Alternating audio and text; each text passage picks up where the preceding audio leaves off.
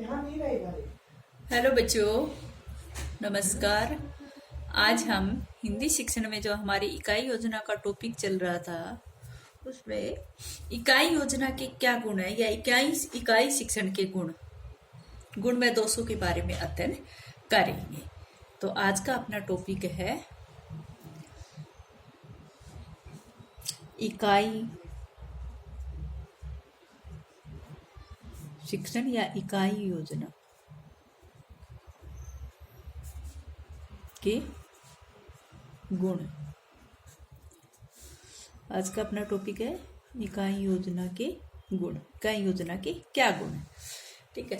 तो इकाई योजना आप सभी जानते हो कि हमारी शिक्षण को प्रभावशाली बनाने के लिए इकाई योजना का महत्व है हमारे शिक्षण में, ठीक है। इकाई योजना में शिक्षक जो है वो पाठ्य वस्तु को आधार बनाकर बच्चों में जो अपेक्षित व्यवहारगत परिवर्तन करना होता है वो करता है, ठीक है। पाठ उनको इकाइयों में अभिव्यक्त करता है पूरी पाठ योजना को, जैसे उसको कौशल के अनुसार भी कर लेता है, जैसे ज्ञान, कौशल, अर्थ ग्रहण, अभिव्यक्ति, मौलिकता, यानी कि शिक्षण उद्देश्यों के अनुरूप भी करता है, ठीक है।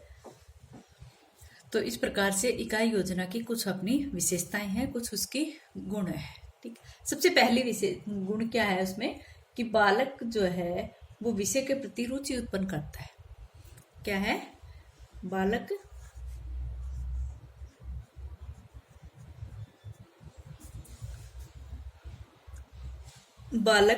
में विषय के प्रति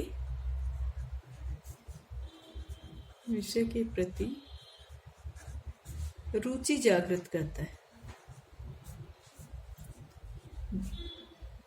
बालक विषय के प्रति रुचि उत्पन्न होती है बालक में ना।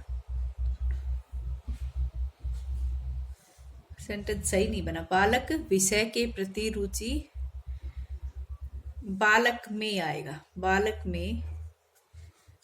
में विषय के प्रति रुचि उत्पन्न होती है। जब पाठ पढ़ाना होता है तो अध्यापक क्या करता है कि जो संबंधित पाठ है उस पाठ समूह को जिनका आधार उसे इकाई का गठन किया है, जिसके आधार पर उसने इकाई का गठन किया है, तो इकाइयों के माध्यम से जब वो पढ़ाता है तो बालक की उस पाठ में रुचि उत्पन्न हो जाती है, ठीक है। नेक्स्ट है स्वाध्याय की आदत।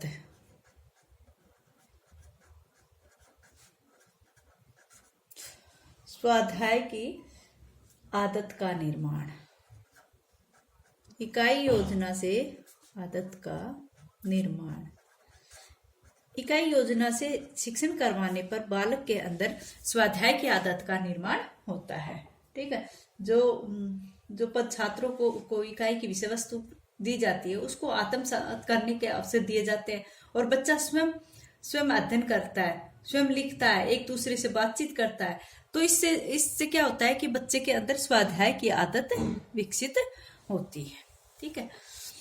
पाठ को आत्मीकरण के अंदर यहाँ पर बच्चे में स्वाध्याय की आदत पड़ता है कि वो अपने आप भी स्वयं भी अध्ययन करता है, दूसरे बच्चों से भी परामर्श लेता है, ठीक है। या तो लिख कर या पढ़ कर या फिर अध्यापक के परामर्श के माध्यम से वो उस पाठ को आत्मसात करता है, तो उसमें स्वाध्याय की आदत का निर्माण होता है।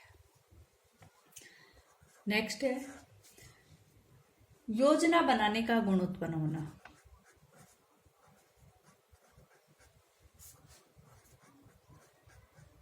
योजना बनाने का गुण उत्पन्न होना।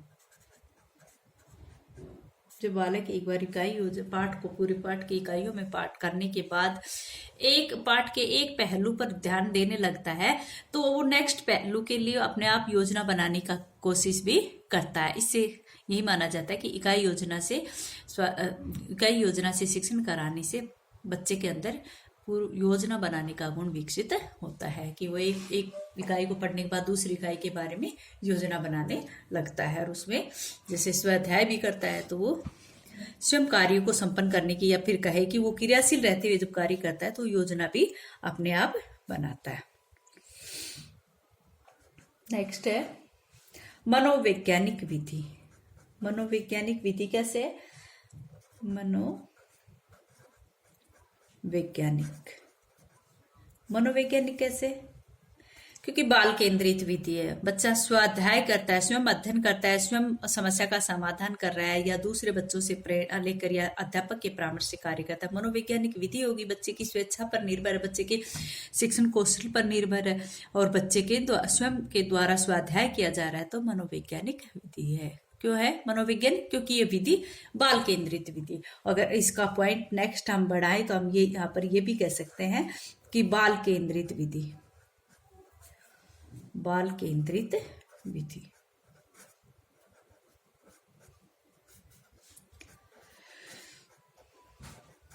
ये तो कंफर्म हो जाता है कि मनोवैज्ञानिक विधि है तो ये बाल केंद्रित है, बाल केंद्रित है तो मनोवैज्ञानिक विधि है। ये दोनों एक ही बात है, ठीक है। क्योंकि जो बाल केंद्रित विधि है साइकोलॉजी में, उसे ही विधि को मुख्य महत्वपूर्ण माना गया है, क्योंकि बच्चा स्वयं सीखता है, स्वयं सक्रिय रहकर सीखता है। तो एक बात तो मनोवैज्ञानिक विधि है, दूसरी बाल केंद्रित विधि है, और तीसरी बात अगर इसी से संबंधित रखें तो हम ये भी कह सकते हैं कि क्रियाशीलता की विधि,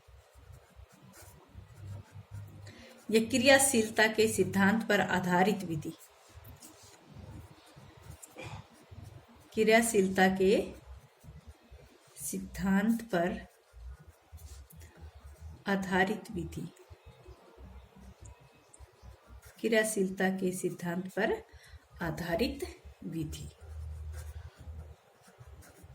वे तीनों बातें एक ही हो जाती है यहाँ पर भी, कि बच्चा बाल मनोवैज्ञानिक क्योंकि बालक स्वयं कार्य करता है, बालक स्वयं कार्य कर रहा है, तो इसका मतलब ये क्रियाशीलता के सिद्धांत पर आधारित विधि है।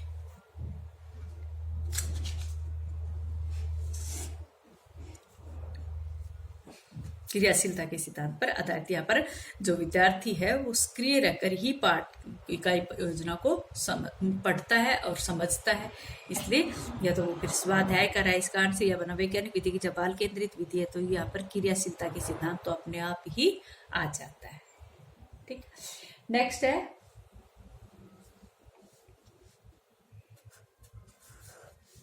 व्यक्तिगत विभिन्नताओं पर आधारित, व्यक्तिगत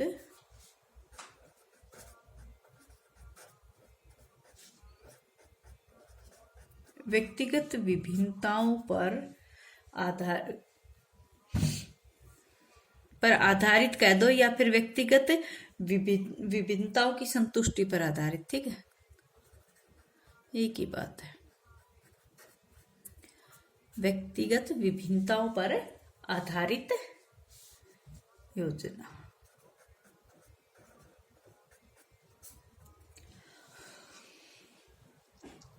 व्यक्तिगत विभिन्नताओं पर आधारित योजना कैसे है? क्योंकि यहाँ पर जो पूरा पाठ है एक साथ नहीं, यहाँ पर उनको इकाइयों में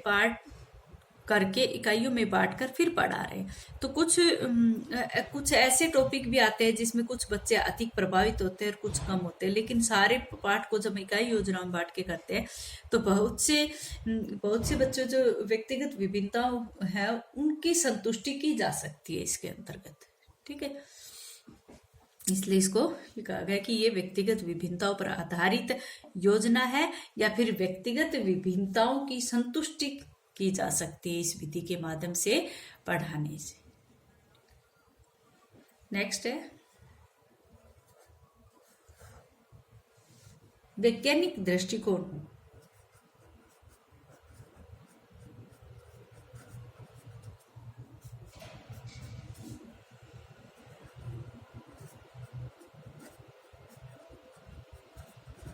वैज्ञानिक दृष्टिकोण का विकास,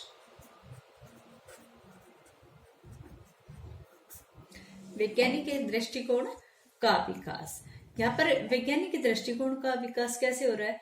क्योंकि इस इकाई योजना में शिक्षक जो है वो इकाई की विषय वस्तु को छात्रों के समक्ष या तो बातचीत करके या फिर व्याख्यान देकर या फिर भाषण देकर प्रस्तुत करता है, और उनके समक्ष मोटी मोटी बातें वो इकाई योजना के अंतर्गत बताता है, और उसके बाद वो क्या कर रहा है, उन पे प्रश्न भी पूछ रहा है, और बच्चे उससे सेटिस्फाई भी हो रहे हैं, बच्चे उसका आंसर भी दे रहे हैं, और जो बातें होती है वो प्रमाणित भी करके यहाँ पर दिखाया जा सकता है। इसलिए इसको वैज्ञानिक दृष्टिकोण का विकास करने वाली विधि कहा गया है। इसमें बच्चे जो हैं वो जब प्रश्न करते हैं तो वहां पर माना यह जाता है कि जो जो प्रमाणित और जो तर्क संगत बातें हैं वो वहां पर अध्यापक उनके माध्यम से, भाषण के माध्यम से या उनको परामर्श देगा। तो इस तरह से वहां पर वैज्ञानिक दृष्टिकोण को भी विकसित किया जा सकता है। नेक्स्ट है मानसिक शक्ति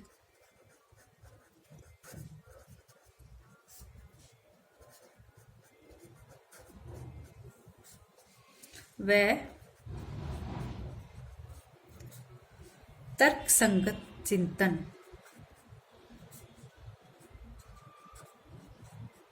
तर्क संगत चिंतन का विकास।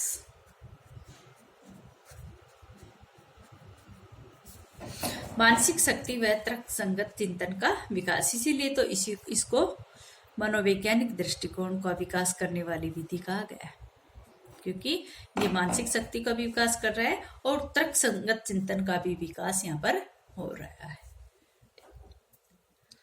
अब ये थी इस इकाई योजना के गुण। अब इसके कुछ दोष भी आएंगे। दोष क्या है? जैसे सबसे पहले हम दोष कहे कि इसमें प्रशिक्षित अध्यापकों की आवश्यकता होती है। प्रशिक्षित अध्यापकों की आवश्यकता। प्रशिक्षित अध्यापकों की आवश्यकता।